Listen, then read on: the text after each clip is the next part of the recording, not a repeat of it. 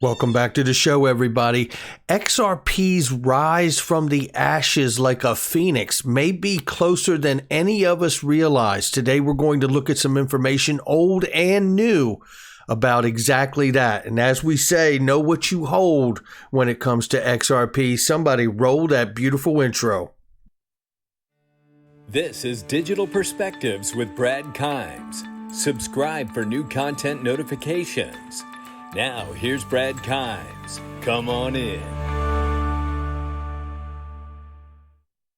Welcome back to the show, everybody. You can follow me on Twitter at BackupBradleyAbove, and everything that we're talking about here today. $2.266 trillion market cap. There's a little bit of a sell-off here in the market, and we see that reflected in price. Bitcoin now at 54,000 plus, Ethereum at 3,400 plus, Cardano at $2.11, XRP at 109. Let's go ahead and look at the range on XRP price very quickly here.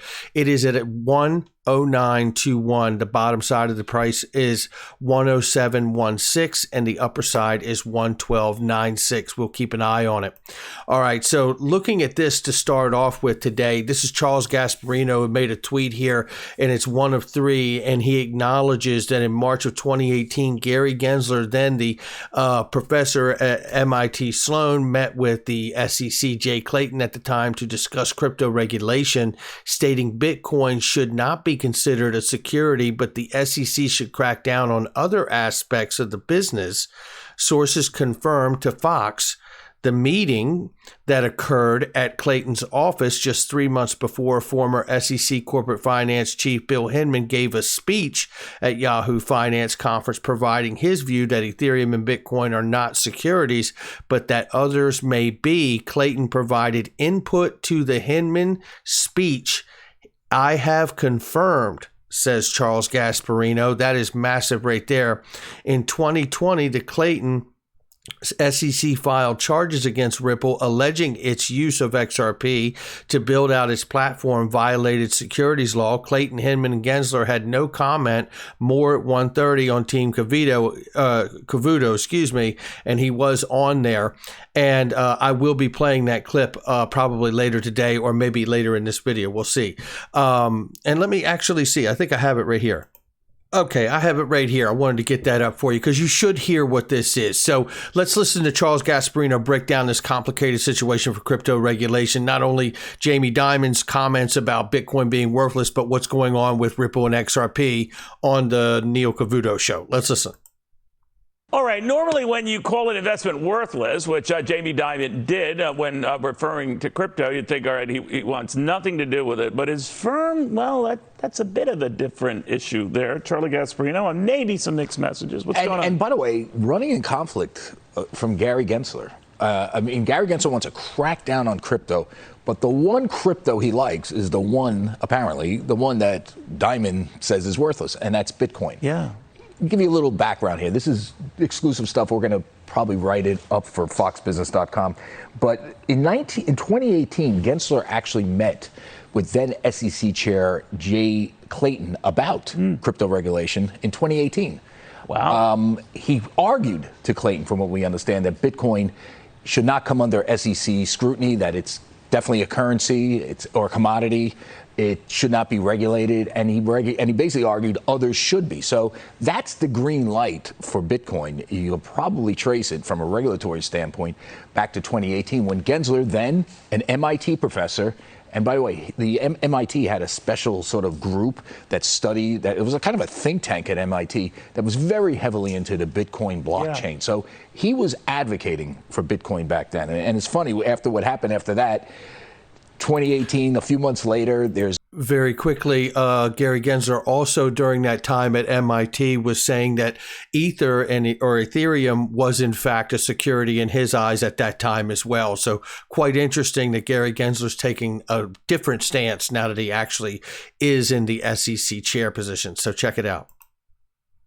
There's a guy who gives a speech, the guy who ran corporate finance, Bill Hinman at the SEC, where he argues that Bitcoin is not a security, does not need to be regulated by the SEC, along with Ethereum, another big crypto, but others might need regulation. So that's where you trace the modern regulation, I think, of Bitcoin, of blockchain. and the SEC's involvement with these meetings between Gensler, Clayton, and as you know, Clayton actually sued Ripple when he was SEC chair because of their crypto. So basically what you have is the SEC out there deeming two of these things not securities, no regulation, but others might be. And that's where we are today. So now Gensler is trying to get his arm around it. On top of all that, you have Jamie Dimon throwing a curveball saying that this thing is worthless. Do you think he's saying that as strategy, leave it alone, it's not worth your time? It could be. Now, you know, JP Morgan kind of talks out of both sides of its mouth, right? It's looking to develop its own cryptocurrency, its own sort of platform, decentralized platform. And at the same time, it says Bitcoin is worthless. I don't think the Bitcoin is worthless. It may not be worth $60,000 a Bitcoin, but people who talk to you are saying it could be a pop up to 100,000. Well, just technically. Yeah. So I think Jamie needs to better understand. Right. We need to better understand what he says. But a big story here, okay, with him weighing in on this, is the regulation of crypto. Whether the SEC is picking winners and losers in crypto. Given a free pass to Bitcoin, Ethereum, but not Ripple and XRP. And I'll tell you what, that is massive to hear this being talked about on mainstream media. I got to be honest. I mean, this is national television, and this is a big moment for us. And shout out to Charles Gasparino and Liz Clayman, right? Cheryl Casone and Eleanor Terrett, who have all been carrying this torch and now bringing it on the Cavuto show, Coast to Coast, and bringing attention to this. I mean, you know, the interesting thing about all of this is, and I've said it before and I'm going to say it again, is we have the truth on our side. And I think we're about to look at some more truth. But the truth we're going to look at now is we're going to shift gears from what the melees and quagmire of regulation really is. And we're going to move on now. And just one more final thought before we do. Warren Davidson said, what if there were a body somewhere that could pass a law so that we wouldn't need to rely on regulation by enforcement or a threat? And he's really talking about it's time for Congress to pass the Token Taxonomy Act and bring legal clarity to digital assets. So well said. He was responding to a digital asset investor tweet, which is amazing. It shows that they are all watching and following what's going on very closely. I am inviting right now Warren Davidson to come on this show for us to create a positive call to action from all of the audience members to contact their representatives, their senators, and their districts and urge that this matter be moved forward with the Token Taxonomy Act and other acts out there as well that in bills that can be put through to really bring the clarity. Now, if you have not seen this video from yesterday, please go watch it. EBA clearing SWIFT, the clearinghouse, test instant payments. And this is a very, very big deal because we're going to take a look at something, old information and new information. And I want you to stay with me through this because I believe we're going to send it home with a recent Ripple advertisement, really, that really brings this home. And there's a moment within it I need you to see.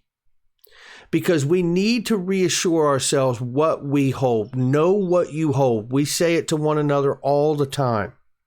Well, today, I believe we're going to get a very, very clear vision of exactly what we hold.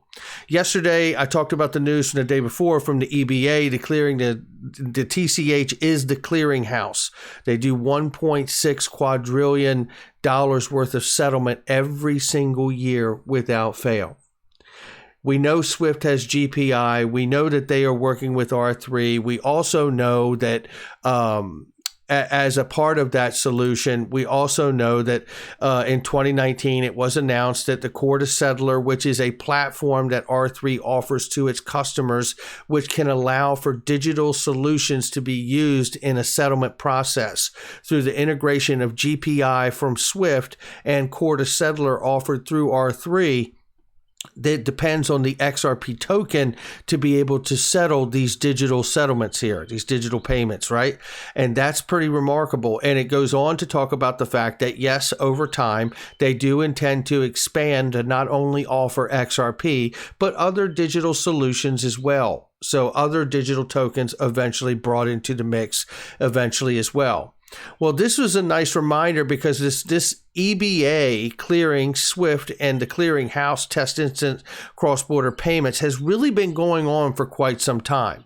Now, if we go, let me see to, where is it? I have it here.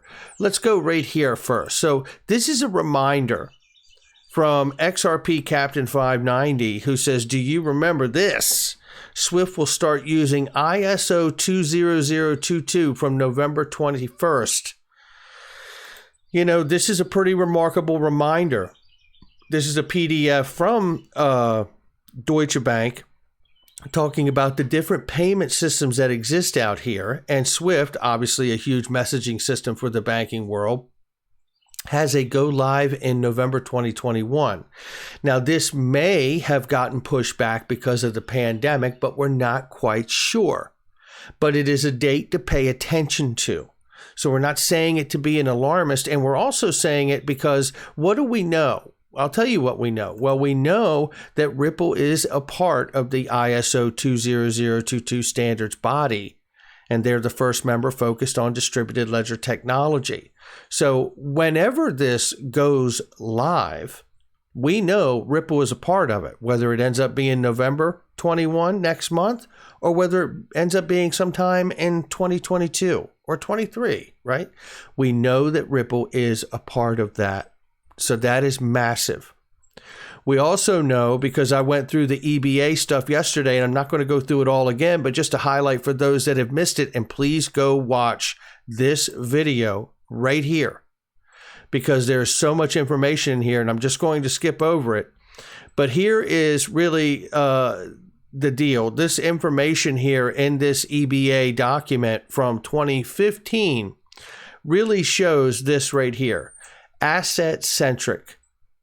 All right, now they cite Ripple XRP and Stellar XLM as these asset-centric, really solutions, crypto technology solutions. And in the end of this, and Ripple and the native token for Ripple XRP is all through this document. Go watch that video. In conclusion, they point out of all the different categories to be looked at with crypto technology, that currently asset-centric developments are potentially the most interesting crypto technology related category for transaction banking and the payments industry. We keep seeing the evidence of all of this. Does going to ISO 20022 really mean they're going to use XRP? No, but it means they're using the software. And it also means that Ripple is a part of that migration because they're on the standards body committee in exploring distributed ledger technology. So at some point, the answer is yes. Because at some point, the answer is to move to the use of a settlement of a digital asset. Is it not? It is. And we know for a fact it is to be at least an offering for XRP to be used for digital asset settlement, as you see here. Okay, moving on. It reminds me of this. And this is a reminder right here from Crypto Bully Bear Decoder, who shows us, don't forget about this. This is the European Central Bank from 2019 in July, reminding all of us the overall key milestones to ensure a successful Big Bang migration in November 21. That's interesting because it reminds us of this, right? You have to wonder, are we still on track for November 2021, or did the pandemic push us back? And do we got to keep in mind that we may be migrating to a messaging language, but not yet using the native token? Absolutely. But it's all on target for it to be the end goal. There's no question to that. Then I'm reminded from the European Central Bank about the Bank of England and Victoria Cleland in 2019 when she talked about, because she's the executive director of banking there, payments and innovation at the Bank of England said, I expect a big bang cutover because what you have with the RTGS, real-time gross settlement system, is the core ledger supporting payment transactions worth hundreds of billions of pounds a day. And we can't have some members on it while others are not. Now, she did go on, full disclosure, to say that she believes it is now expected to be finalized in 2025. So she walked it back after saying those comments. But nevertheless, we see more and more information that really shows us this. This is the World Bank from 2018. And you know what they're talking about here? They're talking about a third group of fintech approaches to the de-risking issue, consisting of attempts to redefine the existing correspondent banking architecture. This is the market infrastructure that Ripple has been working on for years. While we've been watching other crap coins that have no value get pumped and dumped and pumped and dumped, Ripple has been making the strides to build the market infrastructure for the eventual use of the native token to the XRP ledger, XRP itself. In this framework, financial institutions maintain liquidity only in a local currency and the bridge asset with cross-border settlements occurring in that bridge asset. A number of different bridge assets have been proposed, from Bitcoin and to Ether and to product-specific cryptocurrencies such as XRP promoted by Ripple or Lumens promoted by Stellar. You know, again, 2018 World Bank PDF. I've never shown that before. I found it this morning. It all falls in line with where we're going. And what did we see just recently from the Federal Reserve? The Federal Reserve Board seeks public comment regarding a revised ISO 20022 migration plan for the new Fedwire fund services. Provide feedback on the new single-day implementation strategy by January 4th, 2022. On the new single-day implementation strategy. The new single-day implementation strategy. Now, that just came out yesterday, right? Or was shared again yesterday, but it's very, very recent. You know, when I see these things, you have to wonder, again, understanding Ripple is a part of the Standards Body Committee for the ISO 2022, is the first member focused on DLT, Distributed Ledger Technology. And let me show you this before we get out of here. Look at this. There's a spot in here I want you to see. Take a look at that. Look at the path that's on the whiteboard. The friction cost, top tier bank, Vostro, Nostro, pay, bank, bank. This is the old way or the new path right here. See, this is a part of Ripple's advertisement. It isn't just about one young guy sending money back home to his family. Of course, that is a real boots on the ground demonstration of the benefits of how it can work from just an average citizen customer. And then you go to the financial sector and about how it can alleviate the friction cost here in the entire banking system. You know, a lot of people say, you know, what you're showing is hypey. Really? Because Ripple has it on their whiteboard in their most recent commercial. This is the goal, and the goal is all the money. The goal is to help all of the world alleviate the friction, from remittances to central banks. That is the goal. And everything that we just looked at, I don't know if it jumps off in November 21. I don't know if it jumps off in January sometime in 22. And to tell you the truth, I'm a patient man. I don't care. I just know that it's going to. That's going to do it for me. Make sure you hit the like and subscribe and leave a comment below. Share with somebody you know. If it's hype, then Ripple's doing it too. Know what you hold out here, ladies and gentlemen. I hold XRP, and at some point, I feel it's going to 4 and 5 digits, and they call that to the moon. And you know what else? I have to say it. This is not financial advice from me or anyone else. But you know what? I love doing this and following this. This is the most fascinating thing I've ever followed in my life. Make sure you check out all the links in the description box and the comment section.